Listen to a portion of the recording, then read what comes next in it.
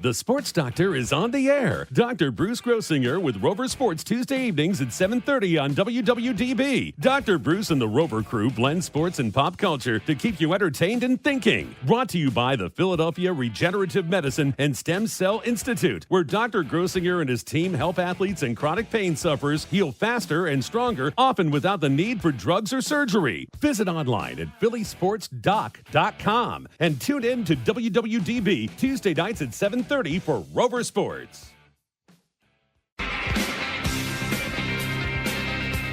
Welcome in to Rover Sports. Big week. This is Dallas Cowboys week. We are on JAKIB Media Sports. We want to thank everybody. We want to thank Xander Kraus, Joe Kraus, Krause, Joseph Kraus, and even Gigi Kraus, the whole Kraus clan, because we are on YouTube, JAKIB Media, as well as we are live, 860 AM, 97.5. And this is a big week of sports. And the big news is that the Philadelphia 76ers have finally unloaded the big fish, or the big trout, or the big flounder. Josh Daish, you were never a big fan of James Harden. In fact, you became less of a fan as he began to show his true colors for the Sixers, and he basically fell into the same trap that he always fallen into. Dr. Guy continues to play on. He plays on one team after the other, and you know what the best part is? There was someone posted something online. The best day is when you get James Harden, and even the better day is when James Harden leaves. Okay, every team he's been with, Oklahoma, Houston, Brooklyn, and now Philadelphia, we're glad he's departed. What you got in return is a bunch of expiring contracts. The guy who started the process, Robert Covington, he comes back. He's no better than Tobias Harris. Maybe he's a better defender. You got a bunch of picks in 28 and then 29, a couple pick swaps. But, Doc, they've got the majority of the players that are on the team right now will not be on the team when these guys are getting drafted. Yeah, I agree. Spencer, your thoughts on the trade?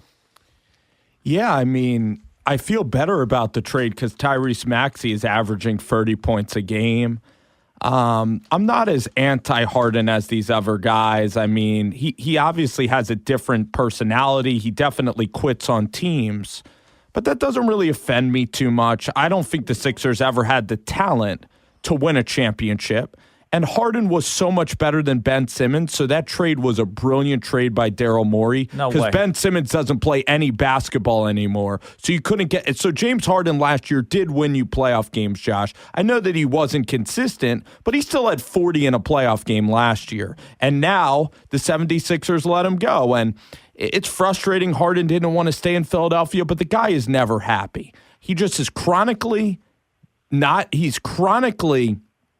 disappointed, chronically unsatisfied, and I don't think he's ever going to find satisfaction ever playing basketball and playing on a city. And he just hates the sport, and it's just the Sixers. This city attracts guys that really don't like playing basketball and don't like working, and that's Ben Simmons and that's James Harden. Well, I don't agree with that, but I want to. Let me just chip in before we bring Charlie on.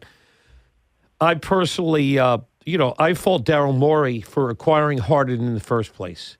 He should have learned. He spent enough time with him in Houston. He should have known that he's a selfish player. He's a me guy.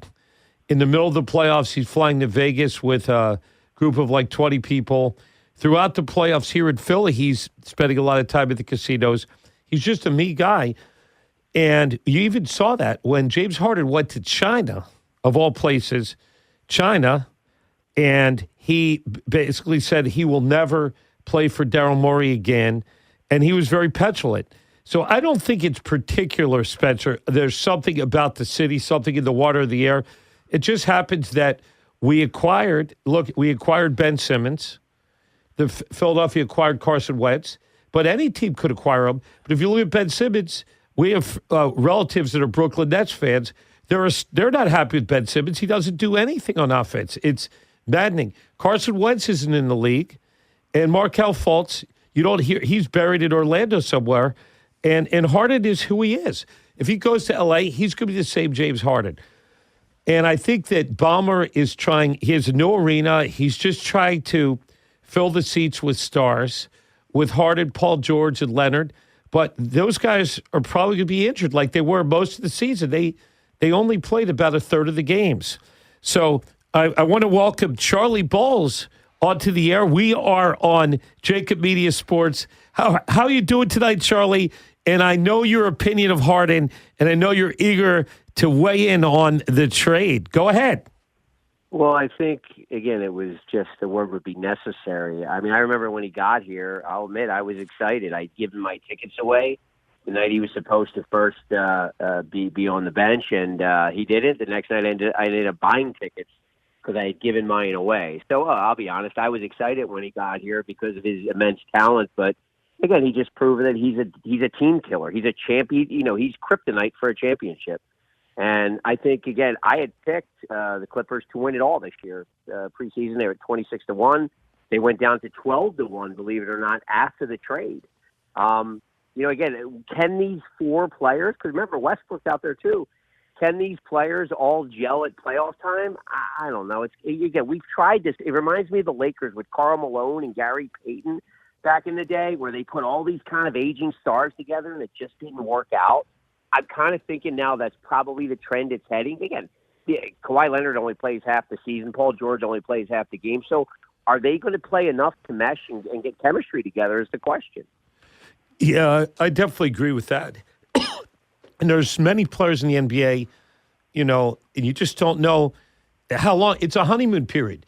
So James Harden had a honeymoon period here. He basically mentored Maxey for whatever that was worth. And, there's a shelf life for James Harden. And during the regular season, he'll coast. But when you have those four guys, you've got Westbrook and Harden. Both of those guys are very ball-centric players. And I just don't know how those guys are going to fit. And they're always getting injured. Paul George is always getting injured. He's a very good player. And, again, the odds you got on that bet, Charlie, really good odds. And you just don't know when you mix them in. It's Halloween. It's a Halloween week, we'll say. This show is going to be airing all week. So it's Halloween week, but you're basically doing like a magic brew, magic stew, and you just don't know what you're going to come up with. Josh, look at the players we got. We got Marcus Morris. I think it's Marcus Morris. There's two twins. He's 34. He's a Philadelphia guy. He's a gritty player, but he was injured a lot. When he is not injured, he usually starts and he could score some points. He's a wing player. Then you look at the rest of the guys that you got. They're all wing players, 3-and-D kind of guys. Spencer, you actually interviewed one of the guys. Tell us about what he was like when you met him. Oh, Covington. I mean, Tell about Robert Cove, Arco. I definitely hope we get back to the Harden discussion, but Robert Covington, he just is not a good three-point shooter. He's a very nice person, very quiet.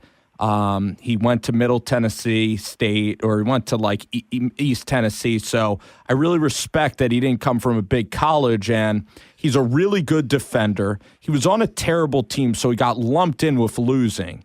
And he's a very streaky shooter where he sometimes shoots too much, but he's improved. He was better on the Clippers. He was better on Minnesota.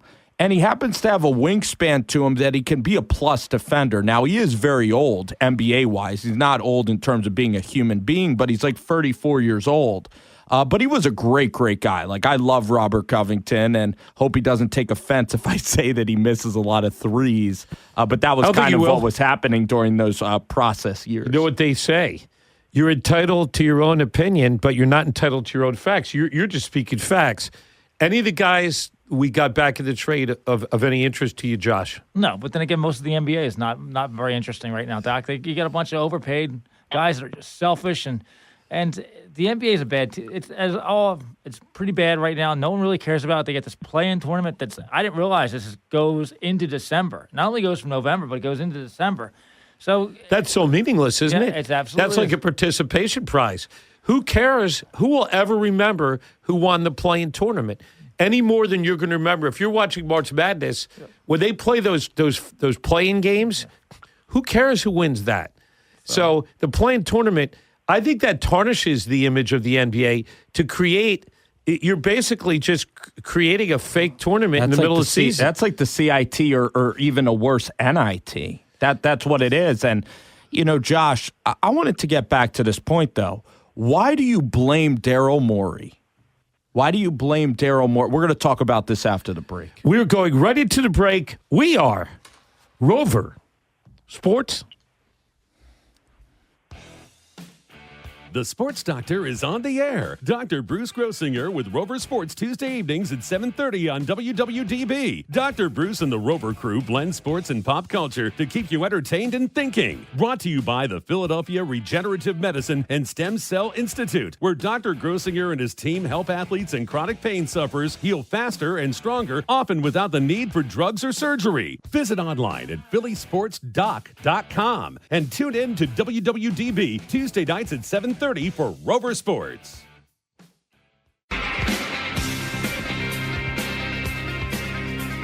Welcome back to Rover Sports. Breaking news. Rumor mill. Coach Josh Daish, there is a rumor about a player who I personally like, Zach LaVine, and they're talking about maybe mixing up that witch's stew of those 5 picks, including those swaps, the second-round pick and those first-round picks for Millenniums down here. So why don't you break the news? What are you seeing there on the World Wide Web? Well, there's rumors that going around that some of these picks and players could be headed to Chicago for Zach LaVine. Zach LaVine obviously has been an all-star in Chicago, but again, they're kind of right in Sixer mode, like a 4 or 5 seed, possibly a 6. So, they could be looking to dump heavy contracts. The Sixers obviously have just dumped a lot of contracts. So you could see this progress into something. But who knows right now? Charlie, what do you think of Zach LaVine? Do you think that's pie in the sky? Is there a way we could package this Drek up and get somebody like a Zach LaVine? I personally think he's a really exciting player. He is a real, if not an all-star, he's certainly a borderline all-star, very athletic, and a guy. The team is not that athletic. If you look at them, there are a lot of older players. So if they could make that happen, they'd be taking a page from Howie Roseman. What do you think of Zach LaVine, number one, as a player, and do you think it's possible? I think he would be as close to a legitimate Robin to Batman and Embiid as you could ask for at this time of the season. He averages almost 25 points a game. He shoots 40%. So I guess it's. He's a scorer, basically, more than a shooter. I haven't heard that, so that's, to me... This is splashing news. This literally popped up like a second ago, and that's why it's cool that we have Coach Josh Daish with breaking news. Some people have Woj. We've got Josh. Well, are they good? Are they good enough to, Milwaukee and Boston without him? No. But with him, yeah, I would think they would shoot right up to the, in the Boston-Milwaukee talk. Right now, they're not in that talk. They're still probably top 4 or 5 in the conference. But with him, yeah, I think they shoot right up to an Eastern Conference favorite. Well, the thing is, and I'll actually kick this back to you after, Charlie, that this is my point, is one, you have to look at the LaVine contract. I do like that he's going to be 29 in March, so he's entering his prime. He's a great athlete. Like, the guy can dunk the ball. He's 6'5". He can shoot it. He can make really tough shots. He's one of the best athletes in the league, and he's just a tremendous scorer. And also, he did happen to get along with the guys at Team USA, so I don't necessarily think he's a team cancer. He sometimes will be selfish in terms of shooting the basketball, and his defense is certainly not his strong suit. He hasn't been a quote-unquote winning player in Chicago. However, he did win on Team USA. But this is what I wanted to get to, Charlie. I know it's been 3 games, but do your expectations of this team change because of Tyrese Maxey averaging 30 points? And do you think that Tyrese Maxey is a superstar player, or is it just such a small sample size that we shouldn't overreact to him averaging 30 points a game?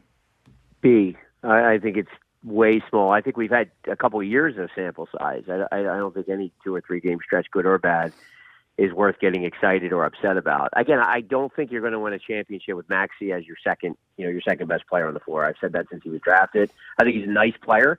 I think he's a well above average player. I just think you need a legitimate second, lead to Embiid to compete for a championship. Yeah, I think so. And this might be the year where Tobias Harris finally leaves the city and where his contract, this is the end of his contract, Josh. So you've never been a big fan of Silent T. He always shines in meaningless games, and he shines at home and in first halves of games, and he always withers away. Like if there's a game that has suspense or drama, it seems like he shies away from the action in the fourth quarter. In the playoffs in general, he's that kind of a player, and he's not never was a max player. And I think his dad sold Elton Brand a bill of goods, and he's by all accounts a nice guy. People like him, and again, you don't hate somebody because they got overpaid, but because there is a cap. I'm jealous of them. Because there is a cap, there's a cap there. Jealous. And so you're not happy when a guy like that takes a space, takes a roster, and takes a max deal. Doc, you're right, but I mean, we're the ones that value the general managers. They sign the checks. They're the ones that are valuing these guys as max players. That's what happened. We chose Tobias Harris over Jimmy Butler because Ben Simmons felt threatened by Jimmy Butler. Jimmy Butler's a warrior. Ben Simmons is, a sheep. So, I don't blame Tobias Harris for taking the money. I don't blame any of these guys for taking the money. So, I look at it and say, but the irony about Tobias Harris is this. I've never seen a guy miss more layups down the stretch than he does. Like, he's either passive-aggressive or goes down the lane, and he misses so many bunnies. He's so bad, right? He's so bad at the rim. Yeah. For a guy who's like 6'9", he's just bad at finishing, and it seems that he's really good with low pressure. Like in the beginning, the first quarter, he's a great first quarter guy. And I don't know, he certainly, for his size, he certainly is definitely on the low end of the athletic scale. He definitely moves. He's the opposite of DeAndre Swift. He only has forwards and backwards movements. He doesn't have terrible lateral movement. So if you ask him to move 1 inch laterally, he'll miss that layup. So it's kind of maddening. And there's a large sample size with him. He definitely comes up small in the playoffs. So, Yeah, I mean, it's interesting, too, with this haul. Are the 76ers trying to, I guess, wait and develop these draft picks, or are they trying to go completely all in and make another huge splash trade that leaves the future completely barren? I mean, that's kind of the question that I'm pondering is, will the Sixers actually use these picks, or are they trying to go all in for Levine and then bottom out in 5 years? I've got a strong opinion there. Daryl Morey, when's the last time he really valued picks or valued even young players? He doesn't. Patience, This is like Vegas. These are his chips. So he's got chips in front of him. And again, he had traded all. Why does he have no chips? Because he traded them all away. He traded all of his picks away. But now he got chips back. Harden. He got chips back. He got for chips Harden. back for Harden. Right. And do I have a real problem not waiting to 2028 or 2029 or swapping picks with OKC? I don't have a problem with that. If you can land a real fish like a Zach LaVine, and there's other names that we'll talk about, then I think it's valuable. But if you look at the style of the general manager, he is a leopard who's not going to lose his spots. Josh, we're never going to see. He's going to use them as chips. There's no question in my mind. No, without a doubt. I mean, this is what Daryl Morey does. He gets as many poker chips and throws them out on the table and gets a better player. Now, I mean, let's be honest, Charlie, 2028, is Embiid going to be on this team? Is anybody on this team other than Maxey? Who else is going to be on this team right now? Probably nobody. Jaden Springer. He was looked pretty good. 30 seconds, Charlie. Go ahead. Yeah, I think this is to appease Embiid. Embiid, they probably went to him and he said, "Do you want a gap year and wait till next year when we have all this cap room?" I would be okay with either at this point. If you want to wait and go after all these max players next year and extend Maxey, that's fine. But it may be just a way to try to appease Embiid at this point. I like it. Yep. I really do. So essentially, we are going to be going right into the break. We have a brief station ID, and it'll be all NFL football. It'll be Eagles-Cowboys week ahead, plus our fearless picks. We are Rover Sports. WWDB 860 AM Philadelphia and WPEN HD2 Burlington, Philadelphia.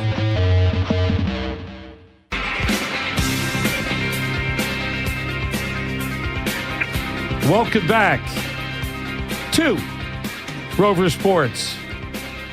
Bruce's Sports Doc here. I'm with Spencer G, Coach Josh Dacey, Colin Newby, producing our show, Matthew Vito, the videographer, and Charlie Bowles, our resident international gambling expert, an expert really on everything sports. Charlie's fluent with everything. And as we head into the last 24 minutes, as is tradition, we'll be talking about last week. We'll be talking about the Philadelphia Eagles, who yet won another game. They won it ugly. They played the Washington Redskins, and Sam Howell had a good bounce-back game, versus the week before against the Giants where he had 6 sacks. He only was sacked one time at the very end by Hakeem Reddick, but basically played well.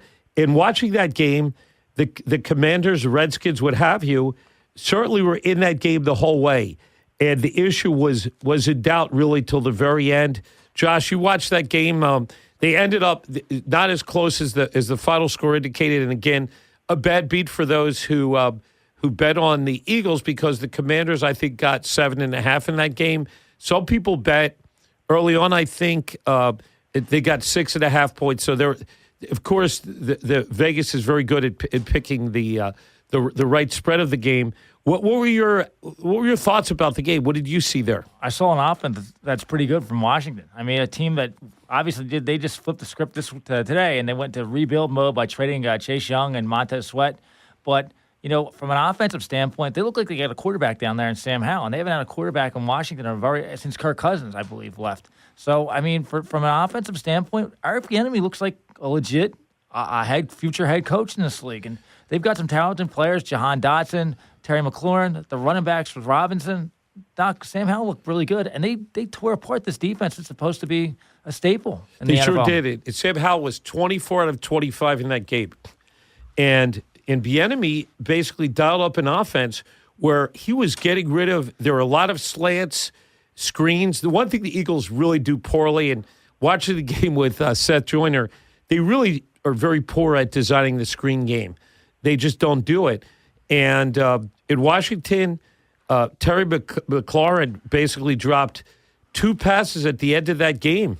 And this is where Sam Howell, I guess, basically Cinderella turned back into a pumpkin. But if either of those 2 passes were on the money, Washington would have gotten a first down and may have scored and tied the game and went into overtime. But missing those 2 passes really were key in the game, allowing the Redskins to turn the ball over on downs.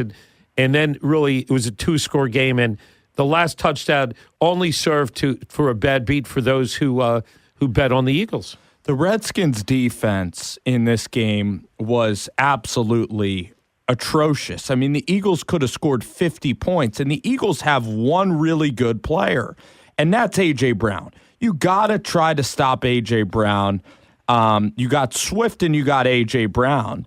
And really, Devontae Smith, I mean, Josh, you could have completed that, and even your mother or even a daughter who you don't have could have completed Devontae Smith because they completely blew that coverage. And Ron Rivera made some absolutely abhorrent decisions. I mean, there was a 4th down in the game. The Skins are up 7.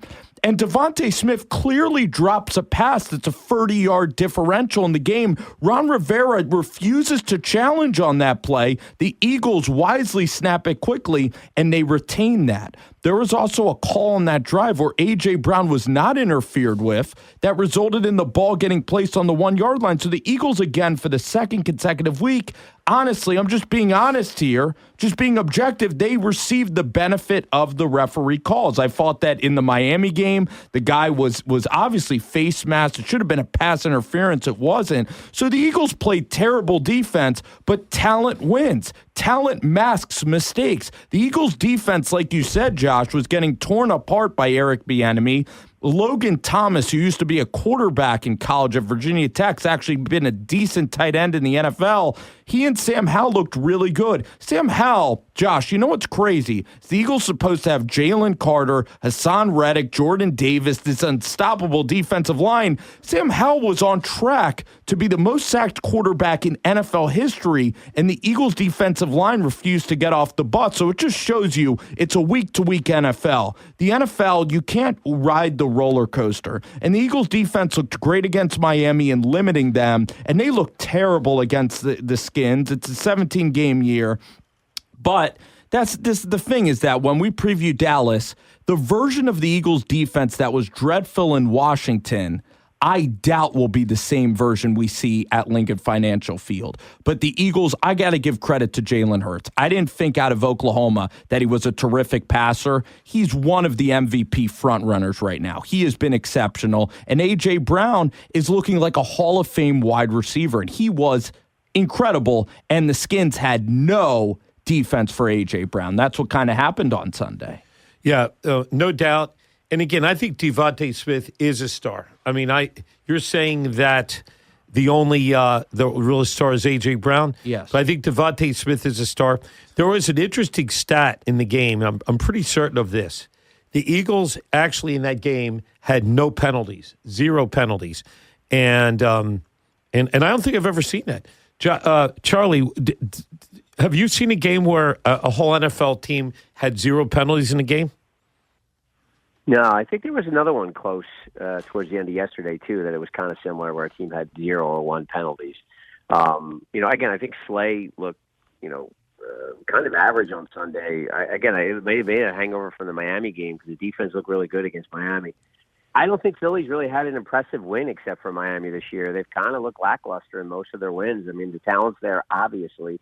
But Miami, they had a kind of a signature moment. That was a really good win. But I guess we'll see in the next 3 or 4 weeks, what they're made of for sure. Charlie, do you think that Washington, by not challenging that play, do you think that they blew opportunities in that game? Yeah, as we all say every weekend, and I stand by this, and it's probably ad nauseum people hearing it. I think time management and coaching cost more football games than blocking and tackling ever will. I mean, it's just there is so much mismanagement. No one seems to think 3 or 4 plays or 3 or 4 minutes ahead. These guys are obviously very talented football players. That doesn't mean they know situations, I have 4.5 minutes left. Should I start slowing the ball down now? Do I punt or do I get I don't know where all of a sudden football became a 4-down offensive league, but again, how many teams are now going for it on their own side of the field on 4th down? It's just a totally different game. And again, I think any team with good fundamentals will be the team without them. And it's just a different game. We're going to start now with our NFL Fearless Pick. So everybody, Rover Sports, this is your favorite part where we make our picks for the upcoming week. And we have just a couple minutes to go to our first game. Josh, why don't you throw the first game out? And we'll go around the horn as we tend to do with Spencer coming through, Colin, and then Charlie. So go ahead. Sure, Doc. We had Tennessee. Will Levis gets his first start, throws 4 touchdown passes. DeAndre Hopkins is alive and well again. They are traveling to Pittsburgh. They're giving up 3 points. Tennessee is 3-4 on the season, and Pittsburgh is 4-3. Spencer, where are we going? Love this game. Actually really fun because you have Will Levis, and he did make, some impressive passes, but I think a rookie quarterback playing a team in Mike Tomlin that desperately needs a win after they lost to Jacksonville. Josh, do you know if Kenny Pickett will be available? I think he is. I like Pittsburgh a lot in this game, and the under, it's 37 points, but this is going to look like Iowa, Minnesota. I think it's going to be nice and defensive filled, and I like the Steelers for sure in this game. Yeah, I don't like them as much as you do. However, I do like them. The game will be cold. It'll be around 40. Tennessee, Will Levis is traveling. And I just think the Steelers fans are going to show up because these teams, the Steelers are 4-3. They're really on the precipice. They really need to win this game to get back in the playoff hunt, and I think they will. It's just a storied franchise, and I see Tennessee taking a step back. I think there'll be a lot of tape on Will Levis, and I believe that Pittsburgh will have their way. 3 points is not enough. So I will take the Steelers in this game. Well, Doc, I got to be honest. I got to ride the hot hand with Will Levis. I think him and DeAndre Hopkins have something going, and I'm going to take the 3 points. Colin. This spread confuses me a little bit, so I'm going to roll with the underdog. I'll go Titans. Go ahead, Charlie. As a Steeler fan, I am, getting more and more anti Kenny Pickett every week. I think the line is funky. I think Levis' debut is legit. I'll take the 3 points on the road. Derrick Henry's health is in question. I hope he plays. If he doesn't, things change. But I'll take Tennessee. We are going to go into the break, our final break. We are Rover Sports. We thank everybody for watching on JAKIB Media. The Sports Doctor is on the air. Dr. Bruce Grossinger with Rover Sports Tuesday evenings at 7:30 on WWDB. Dr. Bruce and the Rover crew blend sports and pop culture to keep you entertained and thinking. Brought to you by the Philadelphia Regenerative Medicine and Stem Cell Institute, where Dr. Grossinger and his team help athletes and chronic pain sufferers heal faster and stronger, often without the need for drugs or surgery. Visit online at phillysportsdoc.com and tune in to WWDB Tuesday nights at 7:30 for Rover Sports. Welcome back into Rover Sports. Sports Doc here. There's some breaking news in the world of baseball. And it's an injury report. Adalis Garcia, who is by far the MVP of the divisional series, strained his oblique apparently swinging at a baseball. And shockingly, he's been ruled out for the rest of the series. So that's really shocking news when the Rangers, who have a 2-1 lead, and their game's probably just getting started right now in Arizona, are losing their best player. So Scherzer, again, a 39-year-old guy with back spasms, not a great surprise, unfortunately, because of his age, that he won't be back. But losing Adalis Garcia and not watching a lot of Rangers baseball, he was lightning. He was exciting. Your thoughts, Spence? Yeah, just such an exciting player, one of the bright stars in the game, and really tough to see for the Rangers. They still have Seager. They still have the players that can get it done. But this guy is a superstar. He's a little bit of a late bloomer at 29, but this guy is an absolute stud. I love watching him play. So one of the best in the game.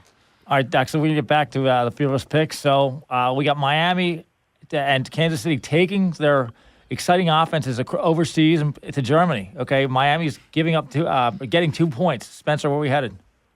They're what? They're giving up 2 points. So they're okay. I think that these are two very, very evenly matched teams. But I think that Kansas City was looking ahead last week. I think it was a nice trap game with Denver. I think they were looking ahead to this battle in Germany. And I like Kansas City to be motivated enough to win this game, this 9:00 Eastern game, I guess, over here. So you'll wake up with a little Kansas City getting the win over Miami. I think Kansas City can do it. Well, firstly, I always think that these really morning games, these London games, Mexico City games, they're always really lousy games. I'd say this is by far the best matchup I've seen of any overseas games. It's hard to see who's going to travel better. And I believe that Kansas City is a team that probably is looking ahead to the Philadelphia Eagles, hosting them, Super Bowl rematch. Miami, I think they came off a bad loss. I think they were smelling themselves a little bit. And I do believe that Miami's going to rebound with a win. I'm taking the Dolphins in Germany. I think Tyreek Hill's the MVP of the league right now. I really do. I think Miami, he continues to roll and scores points and puts up big numbers. Colin? I'm taking Miami. I think Kansas City can win over there. I'll go Chiefs. Charlie? I think that Travis Kelce, by being at that baseball game Friday night, and this whole Taylor Swift thing is really detrimental to this team. I know Mahomes was hurt. I just think this is going to become a bigger problem than anyone thinks. I think he's distracted, and I think Miami wins the game. I agree with like that. Jessica Simpson, Tony Romo. I second that. Josh, go ahead. Okay, so then we got. It's an interesting game. The next game is Seattle. Seattle's playing a lot better. 6-2 right now. 5-2. They're traveling across the country to take on the Baltimore Ravens, who's 6-2. Lamar Jackson looking like his MVP form. Spencer, where are we headed? Yeah. What's the spread? How many? 6. So I presume the Hawks are getting 6 points. Yes, they are. The Ravens. Seahawks, This the line Ravens. moved like crazy. This was at -4.5 when I checked it on Sunday. I got to tell you, I do love Baltimore because you have a team in Seattle traveling all the way for a 1 o'clock game, and the lasting image I have is not of Baltimore playing like pedestrian in the desert. The lasting image I have is them blowing out Detroit, and I love a couple of Geno Smith turnovers, that Baltimore defense to get rolling. I like the Ravens to win by 14 in this game. Yeah, I'd say this is the game I'm least sure of because obviously in the NFL, I always look at teams that just go back and forth. The Ravens have been so hot, and they're due for a letdown. Especially they're not going to be the Seahawks. It's a interdivision game, inter, whatever that word is. Different conferences, right? Yes, that's the exact word. And so I'm wavering here as I'm looking at the game, and I'm going to say a little home cooking, a little bit of that those hard shell crabs, some of that the Old Bay seasoning. I think that 6 is a lot, but I believe I'm going to stay with the Baltimore hometown Ravens for my pick. Yeah, I'm going to go with Seattle. I think Geno Smith's coming into his own. Kenneth Walker looks very solid. Lockett's having a good year. He's getting between 8 or 9 touches. Charlie, he's as quick as anybody in the NFL. So I like Seattle. Colin? I'm starting to take Seattle much more seriously. It's tough for me to go with them outright on the road like that, but I think they can cover. Charlie? Run game, like Coach said, Walker is dynamite. And even the backup, Charbonneau, second string, is really good. Again, Geno Smith keeps the mistakes to a minimum, then they'll be there at the end. So I'll take Seattle. All right. Is this game 5 now? This is game 4. Game 4, okay. And Josh, there is one really quickly. marquee matchup outside of the Eagles game on the schedule. Okay, Spencer. Well, if I miss it, you can. Yes. Okay, Well, so let's move quick. I'll call it. We got 7 minutes. I'll get you I'll call it the Dr. Jekyll and Mr. Hyde game because Buffalo has been so hot and cold this season. And Cincinnati, Charlie, all of a sudden Joe Burrow goes off for 4 or 5 touchdowns. Some days he's as ice cold. So you got Buffalo getting 2.5 as they travel to Cincinnati. Spencer, where are we going? So Joe Burrow, the thing that I like about Joe Burrow is that he's kind of like that golfer you play against, and on the first couple holes, like he's just getting bogeys and he's not doing anything spectacular. But when it comes down for the money holes, the guy is an absolute rock star, and he knows that this is a 17-game year. He was just playing possum in September. He's hitting his stride. I mean, against San Francisco, Bruce, he lit them up like a Christmas tree out in Berkeley. He's going to come home, and the Bengals are going to roll in the jungle. Bengals win. Yeah, so something's not right about the Buffalo Bills. I can't put my finger on it, but it's going to be, welcome to the jungle. I'm taking the Bengals. I'm going to go with Buffalo. I think Joe Burrow has finally hit stride. All of a sudden Dalton Kincaid got it. He had a touchdown. I think Stephon Diggs can be a factor. I'm going with Buffalo. Colin, we got I'm glad to see Cincinnati doing a lot better. I think they keep the hot streak going here, win and cover. Charlie? I think Cincinnati has finally put it together. I agree. I think Cincinnati will beat Buffalo. So this is a game that I kind of like because it doesn't really make – the line to me doesn't really make that much sense. The L.A. Chargers are traveling across the country, giving up 3 against the New York Jets, who are 3-0 in the last 3 games. Zach Wilson looks like so bad, and then the last drive comes together, leads his team down the field, puts them in position to kick a field goal. Then they go into overtime and knock off your New York Giants. Spencer, where are we going? Yeah, so the Jets are favored by 3? Jets are getting 3. So the Chargers are favored. Yes. Boy, that's tough. This is the toughest game. This you picked a really good one because this is not one I would wager on whatsoever. I could see the Jets defense playing really well in this game, and I think Josh Palmer, if he's out, that's going to be huge to monitor his knee injury. I think Wilson will play a lot better. If the weather is better, he'll play better. And I'm actually going to go with the upset. I'm actually going to take the Jets because of that defense against Herbert and the Chargers. I think that Herbert's really gaining momentum. I watched some of the Chargers game, which I can't always say, and their defense looks good. The Jets are the Jets, and I believe they will find a way It'll be real windy in the 40s. I was like to give the weather forecast. And I think that I trust the 6'6" quarterback over Zach Wilson. I'm taking those Chargers. Just get Keenan Allen the ball, Doc, okay? I need Herbert and Keenan Allen to stay hot. I'll take the Chargers.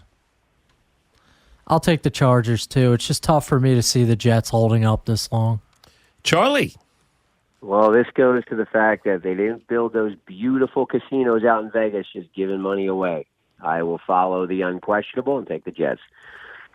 All righty, excellent.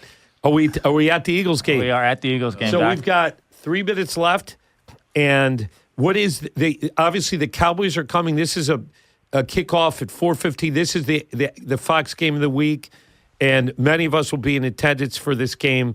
Very excited. Cowboys are coming off of a huge victory with a lot of momentum, and I like to see it. I like to see momentum coming into the game. And I guess 3 the points. Cowboys are getting 3. That's right. So essentially, it's even. If we knock out the home field advantage, it's a pick 'em. But the Cowboys are getting 3. What's your sense, Spencer? My sense in this game is that the thing that I guess is interesting about the NFL is you're going to see something in this game that you haven't seen in about 5 weeks, and it's going to surprise a lot of people. Cam Jurgens is coming back in this game. I expect the Eagles to not throw the ball a whole lot because that means Jalen Hurts will be getting sacked or possibly getting more banged up. I expect a heavy dose of Swift. I expect there to be a lot of interior running. You stay away from Micah Parsons. And also the Cowboys, their best win on the road was maybe against the Bucs last year or maybe against the Chargers. They're a different team away from home. They really are. They play well in those matinee 1 o'clock games. They can look like the 74 Dolphins when you catch them at 1 o'clock against a Rams team that's average. So I really like the Eagles. You got to beat the king. The Eagles are the king. You got to beat the king to be the king, and I think the Eagles will stay the king. I like a low-scoring game with running the football. I think Swift's going to have a huge day on the ground, and the Eagles' O-line will show that they're a running football team again. So I like the Eagles to win the game and cover. I'm going to pick a game with a lot of turnovers, but high scoring. A lot of pick sixes and fumbles. A game in the 40s. But I agree to a large extent. Jalen Carter will be back. Jalen Carter is the third best lineman for the whole league. And again, Cam Jurgens.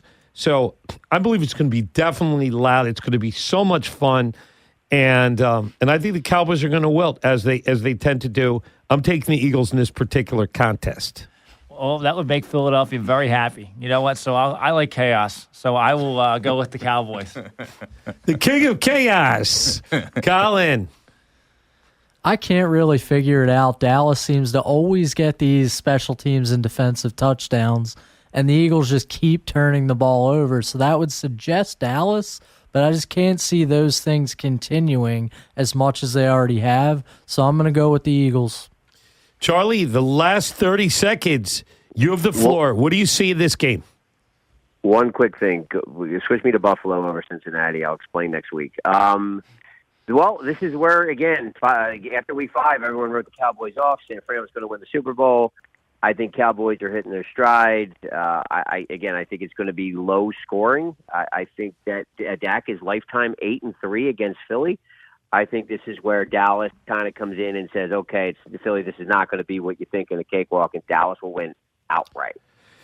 He's picking it. He's picking the Cowboys. So, as always, I want to thank everybody for logging to Rover Sports, JAKIB Media, and all of our producers and our staff. As always, I'm Sports Doc. Good night and good sports.